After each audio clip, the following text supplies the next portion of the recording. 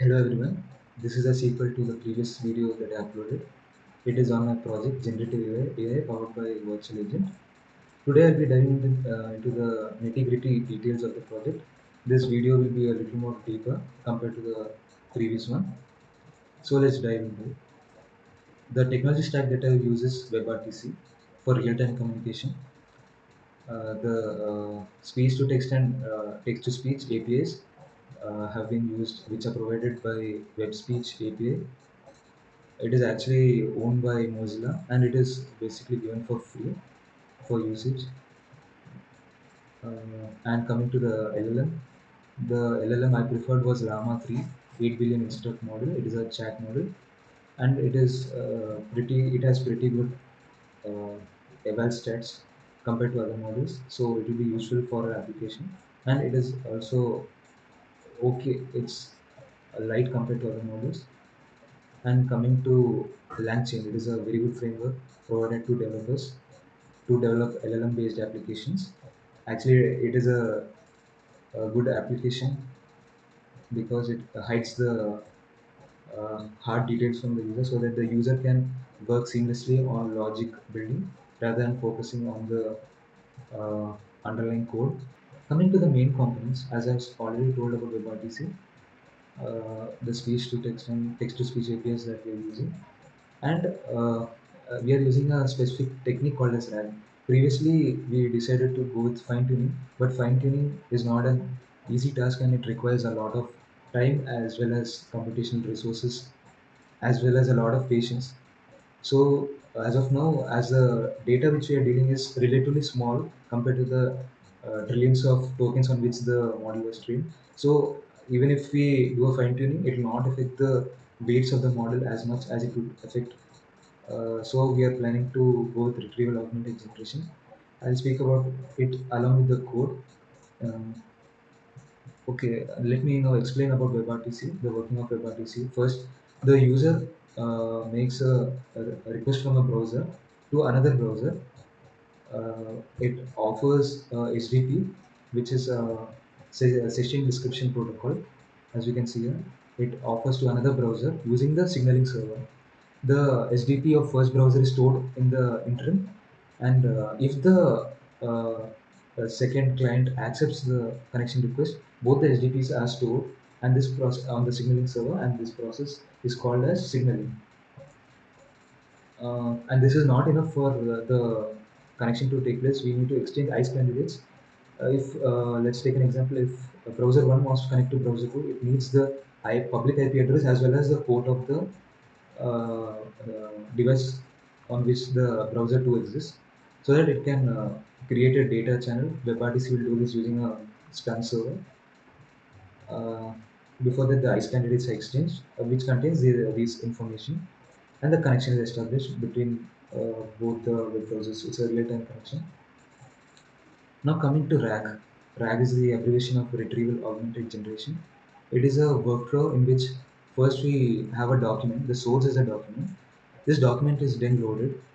Uh, as we know that the context size window of large language models as of now are pretty limited. The maximum I have seen is 128K tokens. So if the documents are too big, it cannot be given into the context window of the LLM as a prompt. So what we have to do is we have to transform this data. Transform is something called as also known as chunking the data. This data we are breaking into chunks so that it can be loaded into the context window whenever it is needed.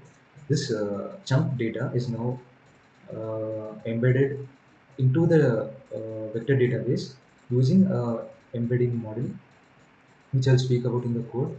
What the embedding model does is it converts the piece of document object that we have into a vector of floating points.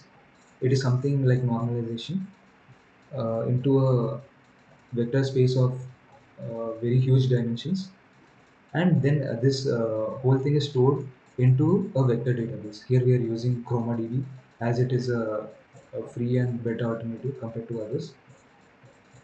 And this database can be either stored on the RAM or can be offloaded onto the memory. Uh, and then it can be queried whenever user asks any query. The vector database can be queried using a function called a similarity search, which is pretty common in vector databases, and it is basic. A vector database is basically chosen so that something like semantic searching can be done, which is very relevant in context to retrieval augmented generation. Now let's dive into the code stuff of retrieval augmented generation. This is the data set which I obtained from Hugging Face. The quality of the data set is pretty good. It has five columns. The first column is flags, then instructions, then category, intent, and the last column is response. For my use case, instruction, intent, as well as response is what I felt useful. Instruction is basically the question which the user has, the question which the user will query, and intent tells the intent of the question which the user is asking, and the response is the response that the LLM has to return based on the policies of the company. We will be storing this as metadata as of now, as we do not require to store it in the vector database, because storing even this in the vector database, when we do a semantic search, the similarity scores are going pretty bad. So when the user searches for this question or something related to this, it is even considering this text also. In some cases, this yellow text that you can see is of the response. In some cases, the text is too large and some keywords are out of context because some speaks of cancellation, some speaks of support. So the similarity scores will drastically reduce. So what I'm doing is I'm taking this into account and storing into the vector database and pushing all the other columns into metadata, so that when the question matches, I'll be retrieving the metadata, the intent. One more interesting use case that I found is using the intent that I have. If the intent is of the user is to cancel the order based on the question that we got by doing semantic search, we got that the user's intent is to cancel the order. So we can run a Python script using Selenium to either cancel the order or take some instructions to cancel the order and authentications. Many different things can be done using this. Now coming to the code that I've written for this. Um, Let me explain from the starting. Okay. This is the LangChain framework which I spoke about before the LangChain community framework. We are loading the CSV loader function. This helps us to load CSV files and then chunk it into different document objects. It has uh, uh, the file path we are giving as customer.csv, as it is in the same folder structure. This is the relative path. Now coming to the CSV loader, we are given the file path as an argument. The encoding here uses UTF-8, and except the uh, instruction column, other columns are given as metadata columns, because as of now I do not require, as I told the reason before. Now we are loading it using the load function, and let me just run this. So it returns, as you can see here, it returns a list of document objects, and as you can see, it is a list of document objects. This is the thing which we are considering, and the other things we are pushing into metadata, as we do not require as of now. Now let me just execute this first. I'll explain the code because this might take a little time. Now coming to this, we are using Hugging Face embeddings. This is something which Hugging Face provides for as an embedding model. We are using sentence transformer. In sentence transformer, we are using something called as uh, All Mini LM version 2. It is a pretty good embedding model. As I've researched, it is a good model. And then we are loading the model onto the RAM so that embedding of the documents can be done. And then we are defining a list of the documents that we have. I just need the page content which I spoke about before on top, and I'm indexing this and appending this into the list so that I can give it to the embedding model which I loaded before here, so to embed the documents that I have. Yeah, you can see the output here. This is the vector floating point values which I spoke about. This is something like normalization, and now we can store this into a vector database. Here we are using Chroma. The specialty of LangChain is that It provides integration with a lot other frameworks, which makes it easier to use. So we are using Chroma DB here. It is a vector database to store such floating point values and doing semantic searches. So here in Chroma DB, uh, from text we are expecting a list of string, which on top I gave data list, which I spoke about before. Data list over here, I appended the values in the data list. It is a list of strings. Let's run this also, and we are giving the embedding model so that based on the embedding the text can be retrieved in the future. It will take little amount of time. And one more thing, when we are storing it, actually now we are not storing the database in here, but in case you want to store it so that every time a user queries anything, you don't need to run the whole code once again. So what you can do is, uh, here there's something called as versus directory. You can give the path where you want to store this database, and whenever you want, you can directly run this query and load the database directly, and then query it. Now let's query it. I want to change my delivery address.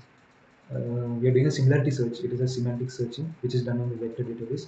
We are giving the query as input, and this is something like nearby neighbors. This K which I'm talking about.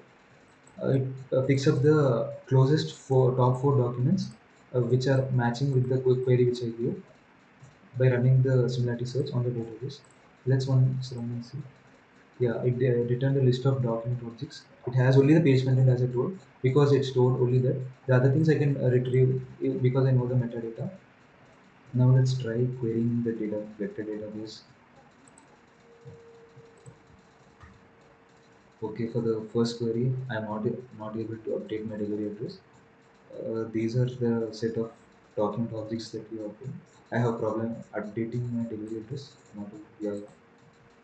So it is trying to understand the intent of the question that we are asking and trying to do a semantic search. After I was updating, there is a problem trying to update my delivery address. Yeah, these all are the related documents that we require. We will further obtain the metadata if required and give it to the LLM so that it can stick to the company policies instead of generating some random stuff. So, okay, let's try other queries. Yeah. Well, what is the cancellation charges for my order? Where do I see the cancellation charges? I can't find the cancellation charges. Are there any cancellation charges? Yeah. So the top four documents are pretty good, and it is related to cancellation. Let's try the next one. I want to delete my. Yeah, this is also working good.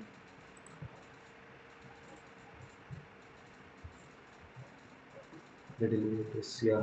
So the semantic searching is working pretty good. And let's go to the next part now. Now let's look at the code for speech to text. Before that, let me show a simple website written in HTML and CSS. This is just for demonstration purpose, just for showing the work that we have done. Let's try to speak now. Hello, how's the weather today? Yeah, you can see that the transcribing is now happening. And let me go through the code once. So here just have a look at the ID text area and status, because these values will keep on changing because we have a JavaScript file here which will update these values. Let's go to the JavaScript file. Yeah. Here we have a WebKit speech recognition. This is basically for older Chromium browsers. They used to use this speech recognition module in the browser. Nowadays, modern browsers use only speech recognition module. This has more enhanced features along with better recognition patterns. Here we are creating a speech recognition object, and we are allowing recognition to happen continuously. The interim results will be stored in the uh, transcript, and the language is English. When the recognition starts, the status will change to listening on the page as we have seen now. Once the results starts, event results start coming, we append it to the using a for loop. We continuously keep on appending to the transcript variable that we have, and we update it over there. As I told you before, text area here. We are getting by element ID over here. We are updating it on the HTML page over here. Here values will change here. Now, if any error occurs in the event loading, that time will display this error. Once the speech recognition turns off on end, the value over there will change to status idle, back to status idle. If the browser is not compatible, we display this error. Let me show the list of compatible browsers open. Here, as you can see, Chrome and Chromium-based browsers like Brave and all, mostly they'll work, except Firefox on desktop and Firefox on Android. Almost everything else will work, including Safari. This is the kind of interface that you are planning to build a website where we have a virtual agent integrated over there. Then your orders, return and refunds, and more such stuff on the page. You can either use a virtual agent or you can manually check your data over there. Uh, at the beginning, I spoke about Selenium, a WebDriver, which can be used to do web scraping. What we're planning to do is we will web scrap data from the user's account. We need the user to be logged on to Amazon.in, and we'll be scraping all this data from there, and we'll be giving it as input to the large language model so that it can interface with the user and take queries, and based on that it can decide the intent of the user and perform and run different Python scripts to perform different things. We can use a headless browser to run so that it does not appear to the user, but it runs in the background. This is one of the extra application that we are planning to integrate. Uh, Now let's see the workflow. First, the user interacts by speaking. The audio is captured and then sent via the WebRTC data channel. The speech is then converted to text, and the text is then given as input to the LLM. Along with that, it is given to the vector database first to query it, and then it is given to the large language model, as I've shown the process before. And then the return text from the large language model is converted into speech, and then it is sent via the same WebRTC data channel to the user, and then the audio will play over the other end of the browser. Thank you for staying up till here. Have a good day.